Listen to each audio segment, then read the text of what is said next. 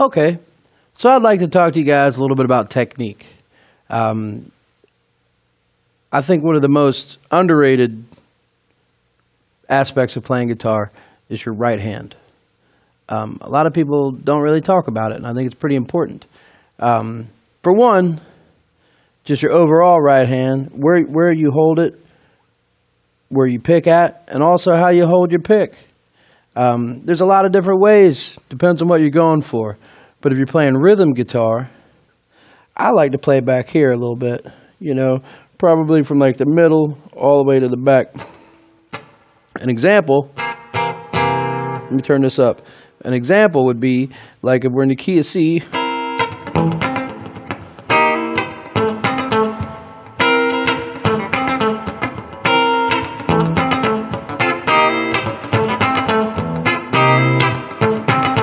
and if you notice, that's really kind of clinky sounding, and I don't really like to use a really thick pick.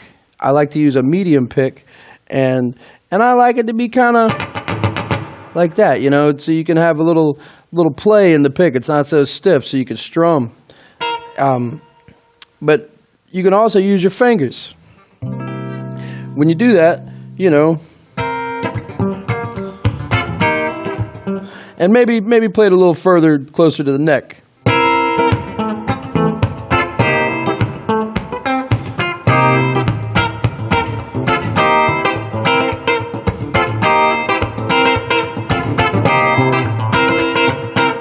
You know, so I find myself mainly using my thumb and my index finger. And that's rhythm. You know, for lead stuff, you can use your right hand, and you can use your thumb and your index finger, all your fingers if you want to. But just for this example, I'm just going to use these two.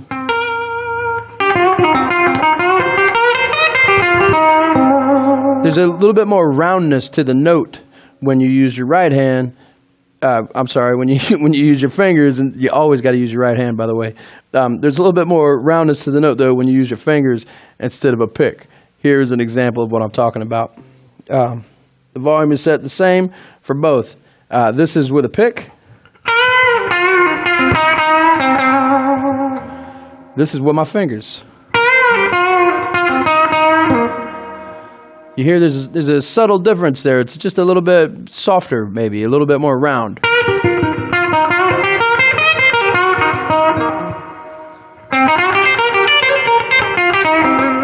And mainly for me, you know, if you're going to be playing faster, and you're going to be more articulate, most probably, with your guitar pick.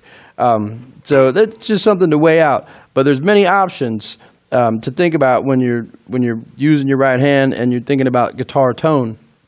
Another option is almost something kind of like Travis picking. And this is something you can do with your thumb. You're just trying to drone a bass note, like one of those. And so what you can do,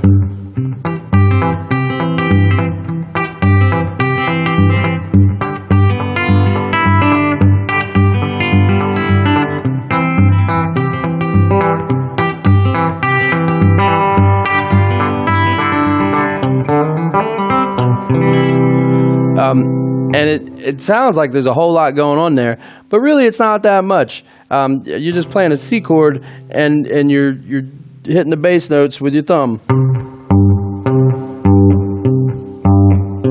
It may take a little bit of practice, but that's another cool thing to do with your right hand. So these are my opinions on what you should do with your right hand as far as picking. One more thing I'd like to talk about is doing a hybrid of both. You know, and that's mainly what I do when I play.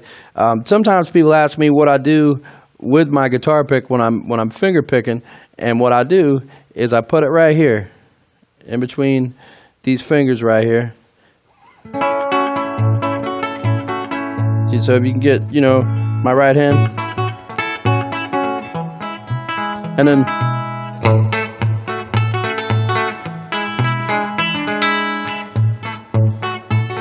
so, you know, it takes a little bit of practice, but, you know, your hand, it's a good little hiding place for your pick, you know. And that kind of, for me, gives me the best of both worlds when I'm playing a gig, especially with my three-piece band, because Sometimes I need to pick, and sometimes I need to use my fingers.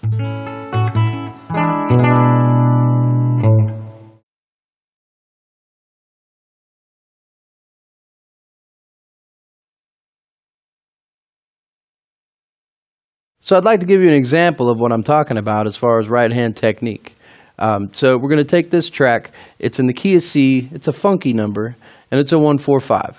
And what we're going to do is go around 3 or 4 times, and I'm going to try out a few different techniques that I think that might be able to help you with your right hand technique.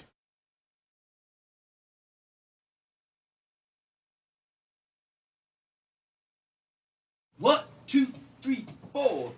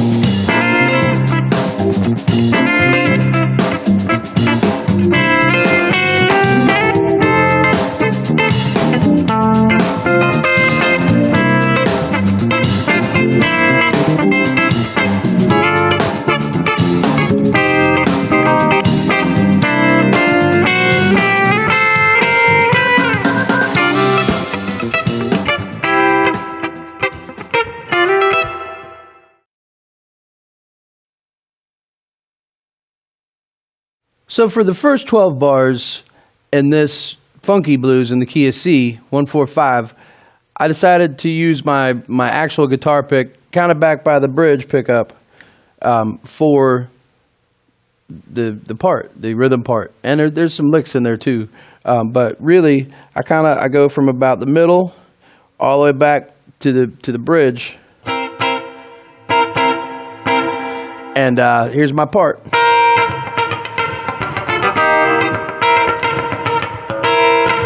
I'm using it very percussively, you know, and a lot of that has to do with the gauge pick you're using, the gauge strings you're using. I'm using a medium gauge pick, and I'm using 10s on the guitar. And I want you to pay specific attention to where back from here all the way back is my comfort zone and that spot.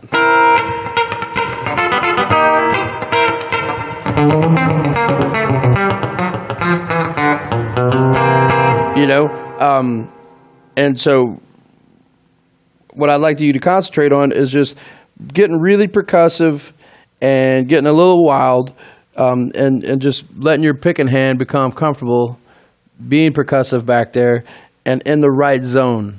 So I'd like to talk about the second 12 bar.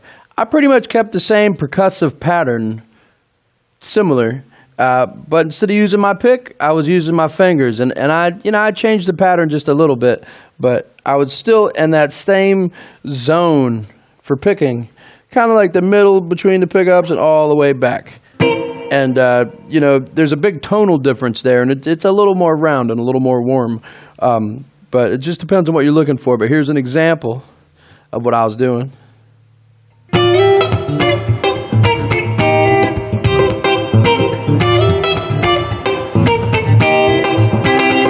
And I want to say, with the fingers, you don't really want to go over that part of the pickup, man, because you're not going to get much action. You're not going to get much traction right there. So really kind of more in the middle, between the front of the pickup, the top of the pickup, and maybe in the middle. That's kind of where the tone lies in the right hand for that,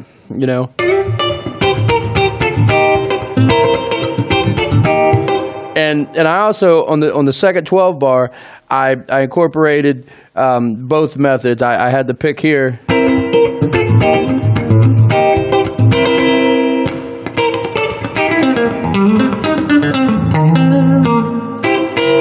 So in the second 12 bar, if you're practicing along, I would like for you to try and do a little bit of both, but keep it very percussive and mainly use your fingers on the second time around. So let's talk about the third 12 bar in the funky C blues. And really what we're concentrating on is our right hand. So this time, for an example, I played more solo, more licks and stuff. And what I really try to do is use the pick more. And for this, first I got to turn up my guitar. For this, I was anywhere. I was holding the pick like this. You don't want to hold it too firm. You don't want to make it so loose that as soon as you hit the string it falls out. But you also don't want to you really just kind of medium, So there's a little bit of give, firm but medium. So I was doing this, and the zone I was playing in was kind of in between these pickups right here. Let me turn up a little more.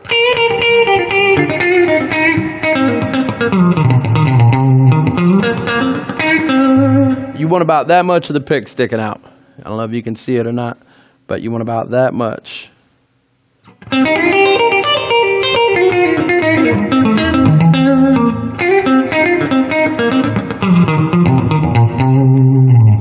So that is for our third time around. So the fourth time around, the fourth 12 bar in the funky C blues, we're talking about the right hand. I started this time off on the fourth time around using my fingers, and I was doing kind of an up pull, and the lick is. So what I'm doing, I'm using my index finger and my thumb, and I'm sliding. And so the index finger gets the E string, and the thumb gets the B string.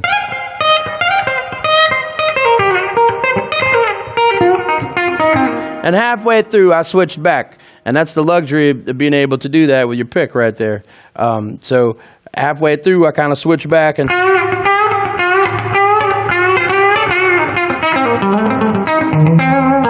And, most of this stuff was right in that comfort zone in between the pickups, man.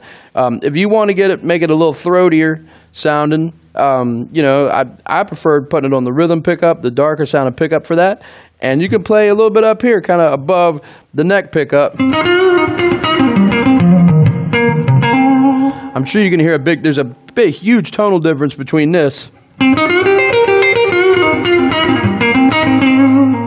and this.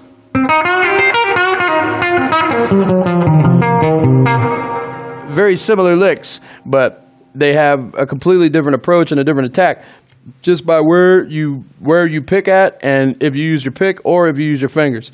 Both are good. I would say try them all. So if you have any questions about the technique as far as picking and finger picking, I've seen a lot of people do different things. How I do it, it's pretty easy. You have your pick here, you kind of extend your friendly finger and you put it on there with your thumb, and you just slide back over right there, and then you're free.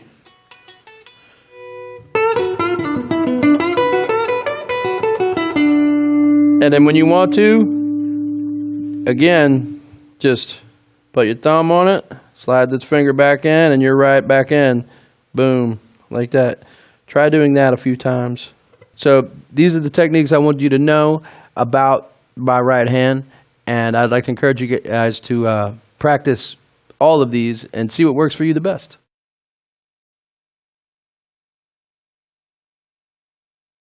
Okay, so we've talked about right hand technique and we've talked about rhythm guitar and some solos and some licks. But here's a concept that I would like to tell you about that I feel really helps smooth out the sound of a guitar player. And it's also, I believe, is one of the defining voices in a lot of players' vocabulary of licks and music, and that is vibrato. And a lot of people have their own ideas of what vibrato is. And they're probably all right, you know. Vibrato can be really harsh and frantic.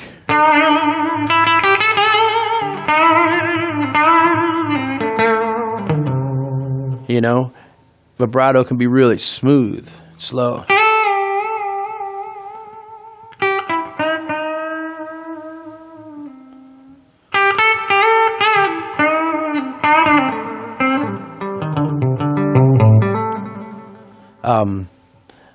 And I want to talk to you some about my influences that have great vibrato.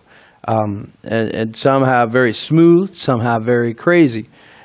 B.B. King is, to me, the best example for someone that has an incredible vibrato.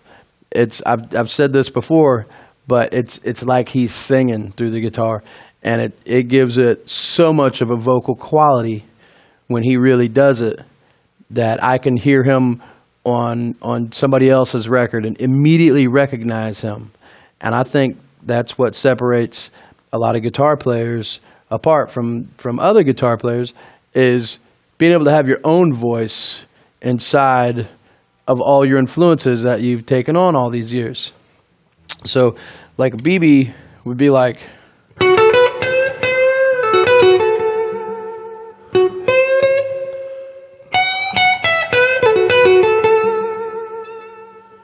you know. Eric Clapton has a good vibrato. His is similar. It's somewhat similar to BB's.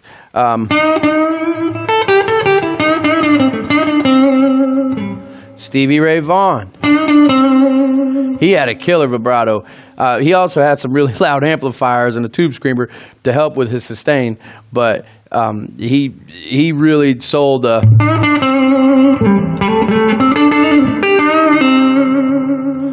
You know, and it was somewhere in the middle between frantic and smooth. You know, it was kind of an aggressive vibrato. Some people don't bend when they do it. When they do a vibrato, like that's a bending vibrato,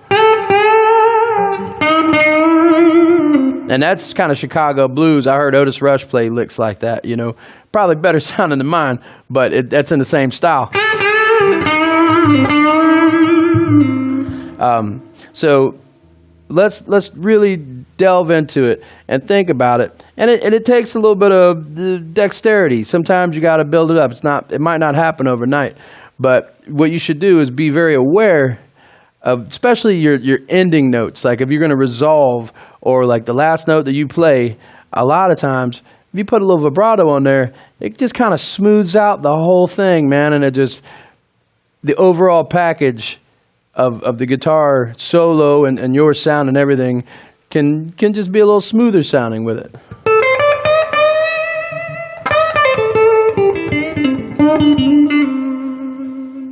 Kind of like that. Or you could be frantic. Just depends on how you feel. So speaking of influences, and speaking of vibrato, you know, BB, Albert King, Freddie King had a monster vibrato. And I think as an artist and you're trying to develop your own style, what I like to try to do is to take all my influences and learn nuances of their playing and try and apply it to my playing and somehow come up with something that I feel comfortable as saying that this is my style. So, you know, if I could, I would just play like B.B. King all day probably, but there's already a B.B. King, and he does it way better. So, developing my own and listening to him has really helped. So, here's a little.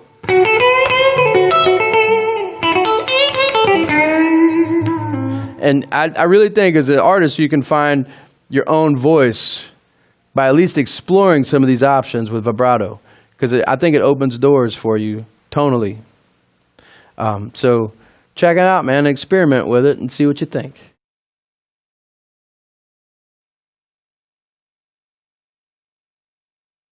So let's talk about this slow blues in the key of C. The technique I'd like to exercise right now and for you guys to work on at home is our vibrato. I'm going to use a large vibrato, a small vibrato, a frantic vibrato, a smooth vibrato, and any other vibrato I can think of during this next couple of 12 bars and the blues in the key of C. Try it along with me. See what you think.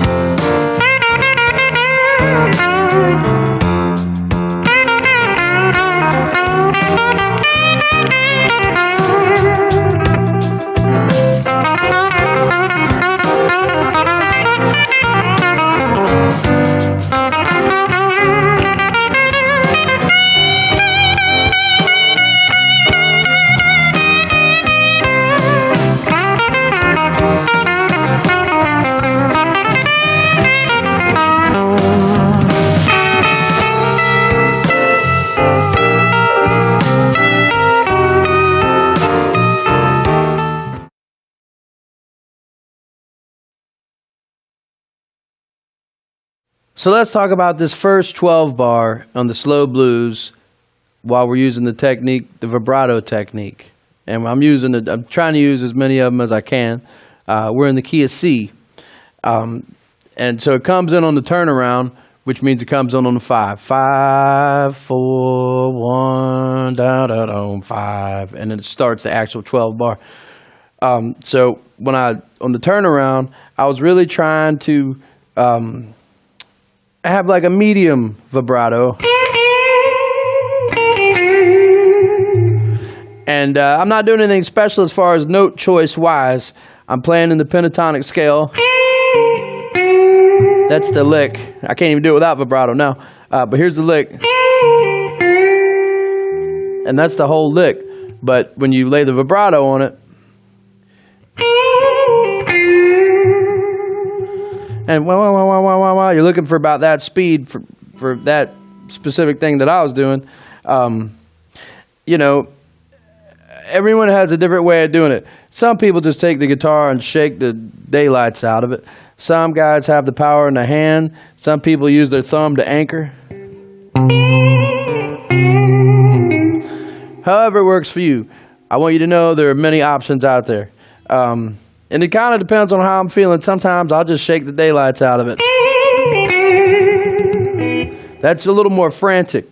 And sometimes I kind of use an anchor. I hold the neck real good. Yeah. Like that. So give that a try and find what is comfortable for you for that technique. So still in that first 12 bar, after the turnaround, I played the first lick, the first vibrato,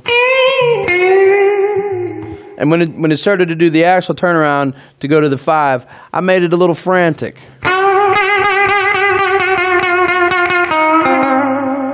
Muddy Waters did that a lot. He played it with slide, but I've seen people play it without slide, and that's a neat approach. Once it got into what I would consider maybe the verse or the actual first 12 bars around, when it comes in on the 1, I really tried to use more of a BB approach, and in the sense of using more of vocal-like, bigger waves of vibrato and less frantic. So it's like a...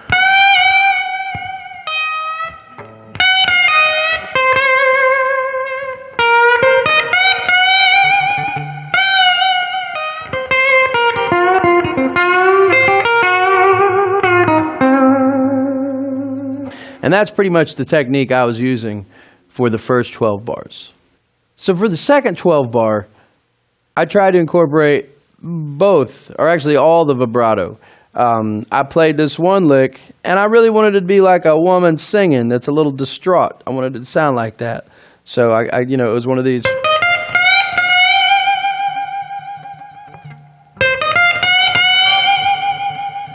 Like, ladies in somebody's face telling them, and you better not do that again, you sorry son of a... Kind of like that. And then, when it goes to the 4 chord, I got a little more frantic.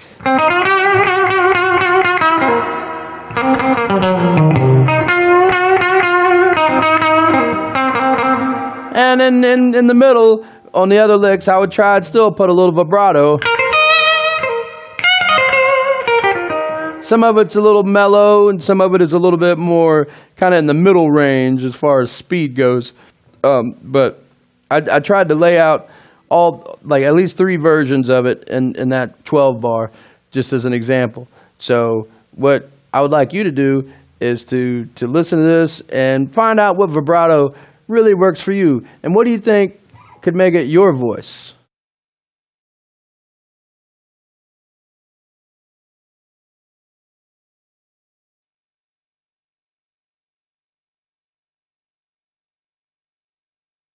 So let's talk about some other techniques that we could use to kind of, refine your style. Some of my favorite players, even Jimi Hendrix, who's probably one of my all-time favorite guitar players. I really haven't mentioned him much during this, but a lot of his influences I've spoken about. But a lot of these guys used techniques such as hammer-ons or pull-offs. And so let me show you what I'm talking about. Like a hammer-on, if you're in the key of C, you have your note that you hit with your regular finger, but instead of picking it, a hammer-on is when you hit the note hard enough that you can use that momentum and use your other finger and catch that wave of momentum and have that note sing out when you hammer the next note. So it's like this. You pick it one time, but you see how it's picked loud enough and hard enough to where, and that's what people call a hammer-on, because you kind of hammer it on there,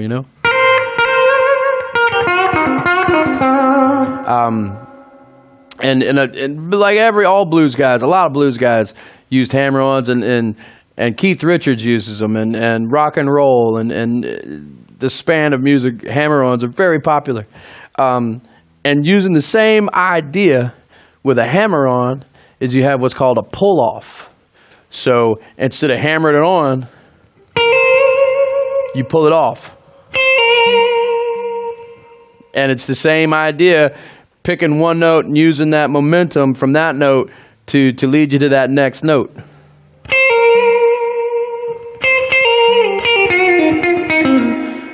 Jeff Beck used a lot of this stuff,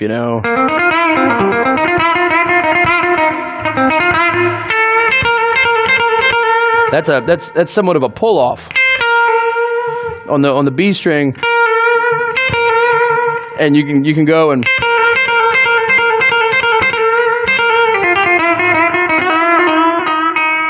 hammer-ons and pull-offs there. And also in the same sense, in the same paragraph, what we're talking about with hammer-ons and pull-offs, I'd also like to talk about double stops. They're very popular in all kinds of music, country music, blues, rock and roll. And when I first heard the term double stop, it would make me intimidated a little bit because I didn't know what that meant, you know. And I think there's a lot to do with this. Sometimes if you don't know what it means and you hear the word, it sounds like, I don't know what that means. And then you kind of get afraid of it. Well, don't be afraid. Double stops are easy, and they're cool, and they're fun. There's many of them.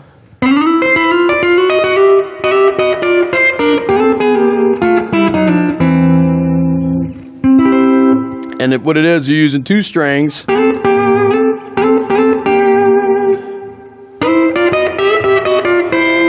You're playing a melody with two different strings. Double notes. You know what I mean? It's a double stop.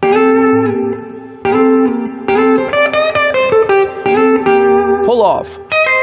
Hammer on. Double stop.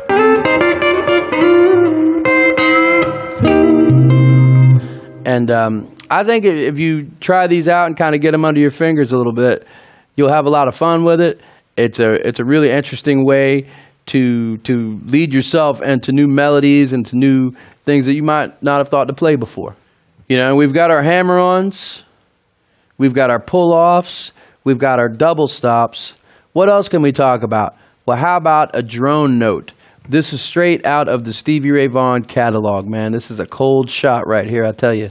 And this is one of my favorite Stevie licks. And I can't tell you that I know where he got this one. I'm sure he got it somewhere. But what it is you're using two notes, and you keep one note going the whole time you play the riff. And it could be a high note or a low note. But what Stevie would do is he would play a lick like this.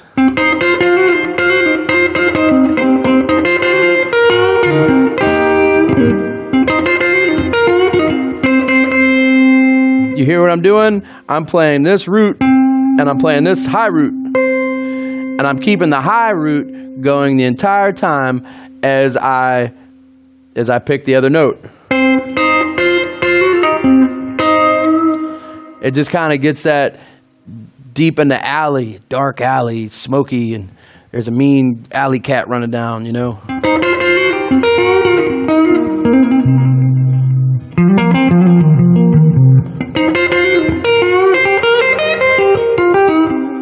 Or if you don't want to drone the high note, you can drone the low note. And this is, I've heard like folks like R.L. Burnside and Junior Kimbrough and like hill country music from like North Mississippi and fife players and stuff.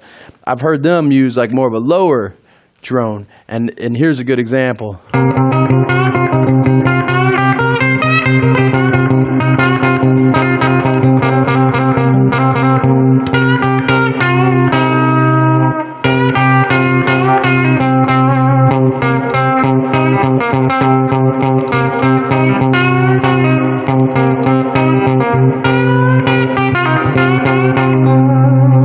So there's plenty of options there when you're trying to add a drone note. So that's another fun thing to try.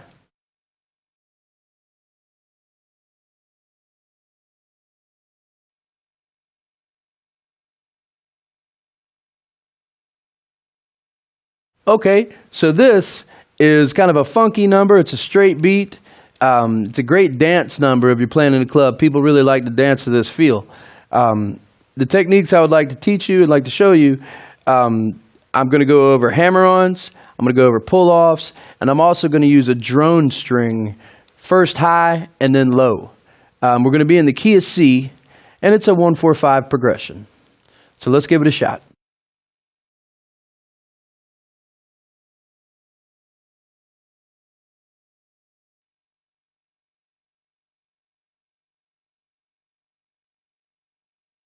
One, two, three, four.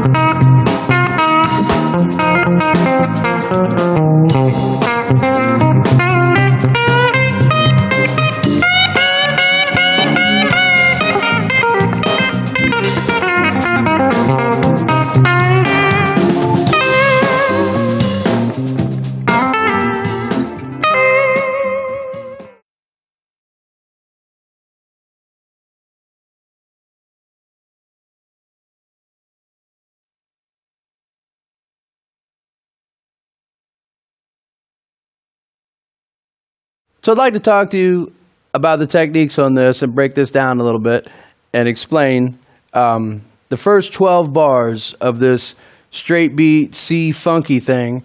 I'm using hammer-ons for the first 12 bars. So, and it's a very simple lick, and it's a lick that you hear all the time, right? But it's very effective, and it's fun. I'm going. That last note is a hammer-on.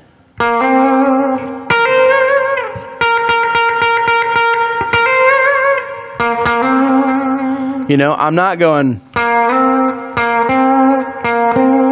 I'm not sliding in. I'm playing a hammer-on. So try that. Keep it simple, but try it out. It's a very effective method. So the second 12 bar of the C funky thing that we're playing, the techniques we're using, this time instead of a hammer-on, we're using a pull-off. Same idea, just backwards, okay? So we're going.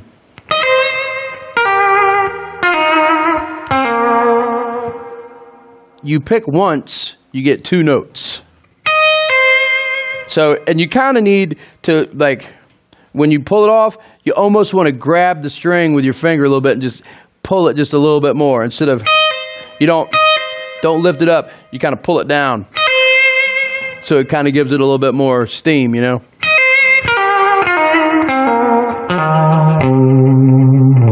And along with a little vibrato in there, it works out pretty good.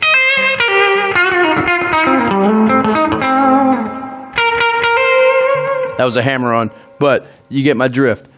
Pull-off is the opposite of a hammer-on. Same idea. It's just one goes one way, the other goes the other. So the third 12-bar go-around in this straight C funky 1-4-5, the technique I'm using is something I picked up directly from watching Stevie Ray Vaughan. And it's a drone. And, you know, to be honest with you, it's part of a left-hand technique. But your right hand is equally as important during this technique.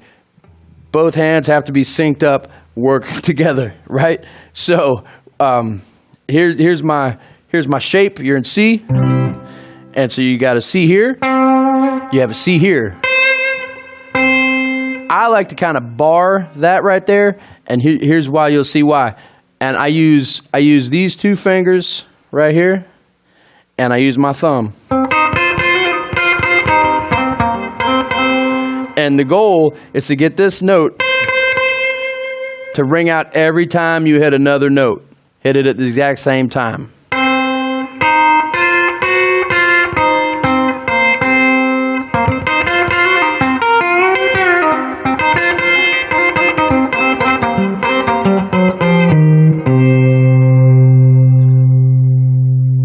And that is a high drone technique.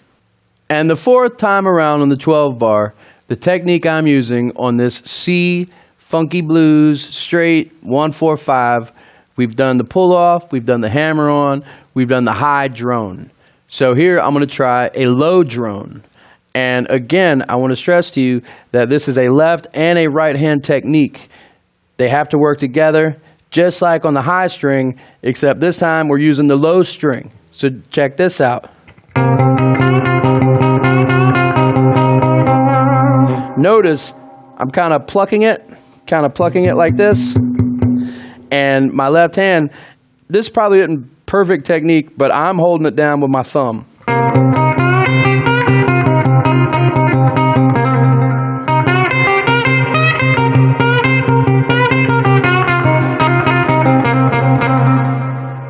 And that is a low drone technique. And that's what I used on the fourth time around in that 12 bar.